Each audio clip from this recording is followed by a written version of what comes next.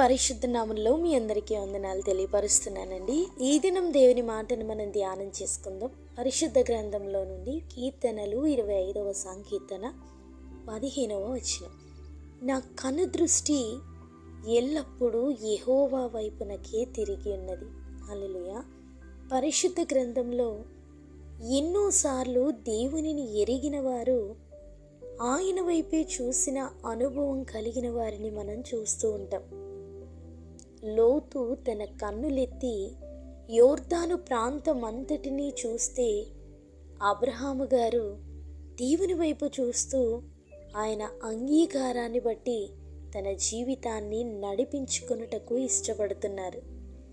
దేవుడు, ఇదిగో నీ కన్నులెత్తి నీవు ఉన్న చోట నుండి ఉత్తరమునకు, దక్షిణపు తట్టు, తూర్పు తట్టు, పడమర తట్టును చూడుము. నీవు చూచుచున్న ఈ దేశమంతటిని నీకును నీ సంతానమునకును సదాకాలము ఇచ్చేదను అని దేవుడు అబ్రహాము గారికి చేసిన వాగ్దానం దేవుడు నెరవేర్చిన శక్తి కలిగిన వారు. ఈ ఆత్మీయ జీవితంలో దేవుడు మనకిచ్చిన ఆయుష్కాలంలో మనం దేనిని మాత్రమే కోరుకుంటున్నాం, దేవునిని మాత్రమే దృష్టించి ఆయనను గురిపెట్టుకుని జీవించే జీవితాన్ని మనం కలిగి ఉండాలండి. చూస్తున్న ప్రతి వ్యక్తి, కలుగుతున్న ప్రతి పరిస్థితి మనల్ని స్థిరపరచలేవు. మనం దేవునిని చూస్తే జీవం కలిగినటువంటి దేవుని యొద్ద నుండి మనం జీవితాలను పొందుకోగలుగుతాం. లోతు జీవితంలో తన కంటికి నచ్చినట్టుగా ఆ సొదొమ ప్రాంతాన్ని కోరుకున్నారు. ఆ సొదొమలో పాపము, ఆ సొదొమలో వ్యతిరేకత, ఆ సొదొమలో దేవుని ఉగ్రత కనబడుతుంది. అటువంటి సొదొమను ప్రేమించినటువంటి లోతు కుటుంబం ఒక పర్యాయం దోచుకోబడింది.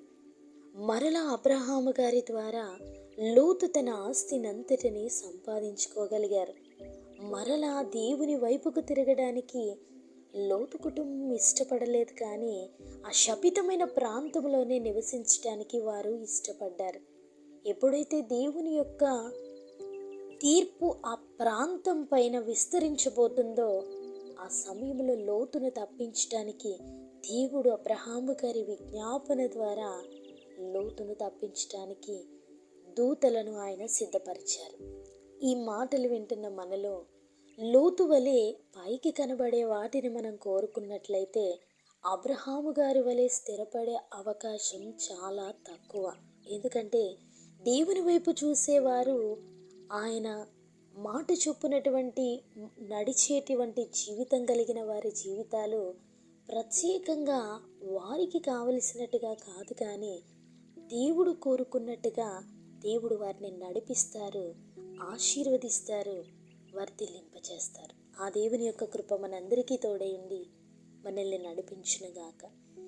పరిశుద్ధుడైన దేవా, మా ప్రియ పరలోకపు తండ్రి, మీ ఘనమైన నామానికి వందనాలు, స్తుతులు, స్తోత్రాలు. ఎందరైతే ఈ మాటలు వింటున్నారో వారందరిని మీరు జ్ఞాపకం చేసుకోనండి.